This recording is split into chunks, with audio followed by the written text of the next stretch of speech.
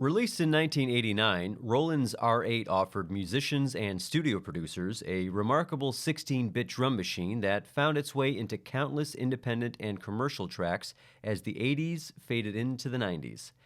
The all-digital unit features 16 velocity-sensitive pads, 8 individual outputs, deep MIDI functionality, and multiple ways to reduce the mechanical stiff vibe that drum machines were known for during the era. Clever timing and randomized attributes that mimic how real drummers play was new territory for Roland with the R8 after varying success with drum machines earlier in the decade.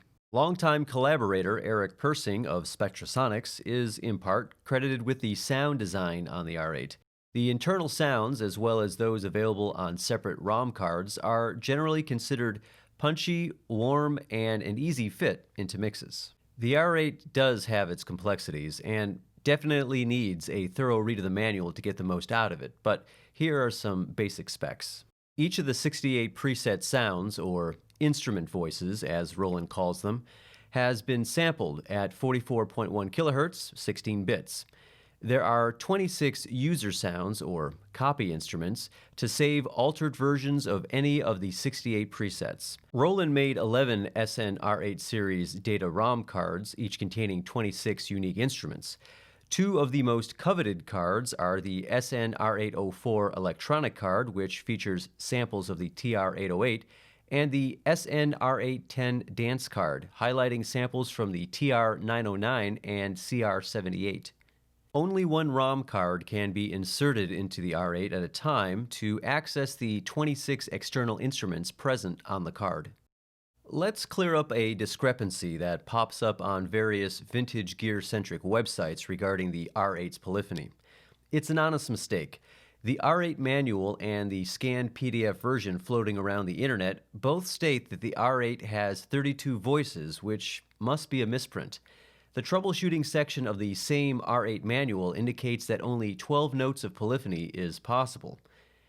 And here's a photo of the promo brochure for the R8 stating that 12-note polyphony is the maximum. Within the series of the R5, R8M, and the R8 Mark II, all have only 12 notes of polyphony. Too bad though. 32-note polyphony would have been way ahead of its time back in 1989. Built in are 32 preset patterns to use immediately. Those can be copied to any of 100 storable user patterns for editing to one's content. Any of those patterns can be linked together to create what Roland calls songs, and up to 10 songs can be stored within the R8. A RAM card can be utilized to store the R8 setup, which includes MIDI functions, instrument assignments, and user functions, etc.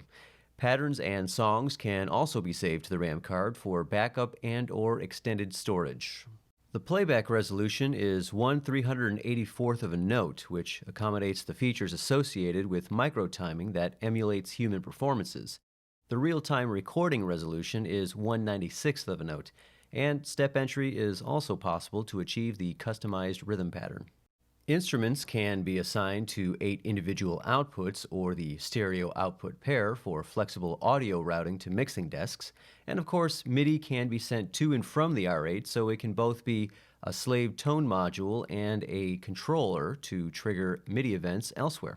Many instruments such as kick, snare, toms, hats, and rides can have nuanced changes introduced to them that make them feel less static and precise.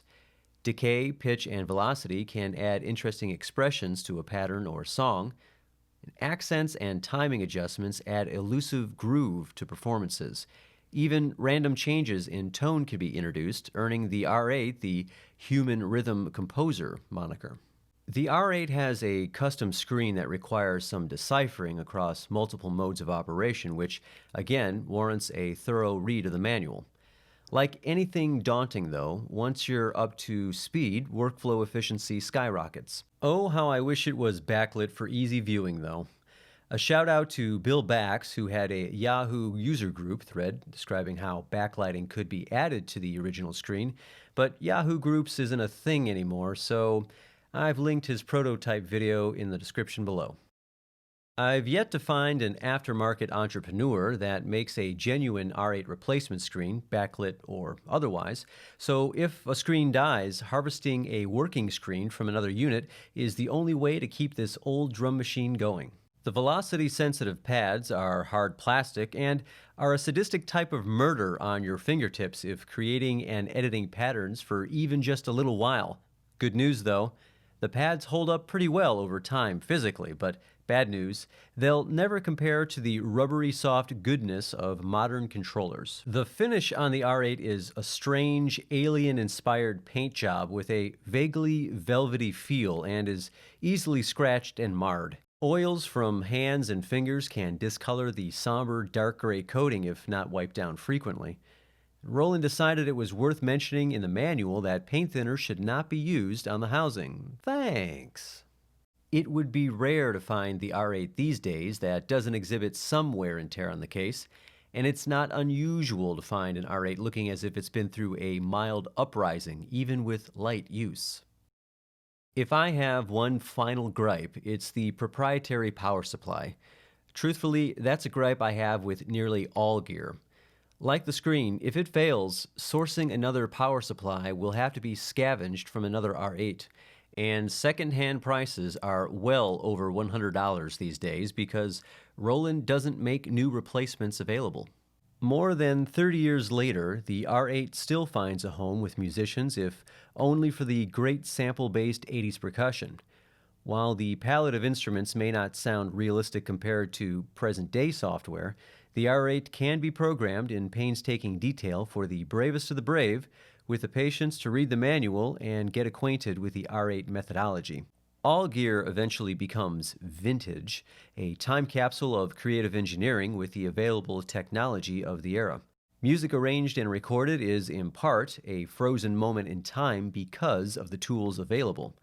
To develop a drum machine imbued with human characteristics during a decade that was seemingly obsessed with electronica and minimizing markers of musicianship, Roland accomplished something fantastic in 1989, without artificial intelligence and with limited processing power. Today, machine learning is attempting to remove humans altogether from the process of creating music. I think I prefer the late 80s approach Roland was exploring. In my opinion, the decade of excess changed how music was made more dramatically than any single 10-year period before or since. The R8 stood out from its competitors with both innovation and high-fidelity sonics, pushing beyond what was thought possible at the time. To me, that makes the R8 Human Rhythm Composer an unmistakable classic.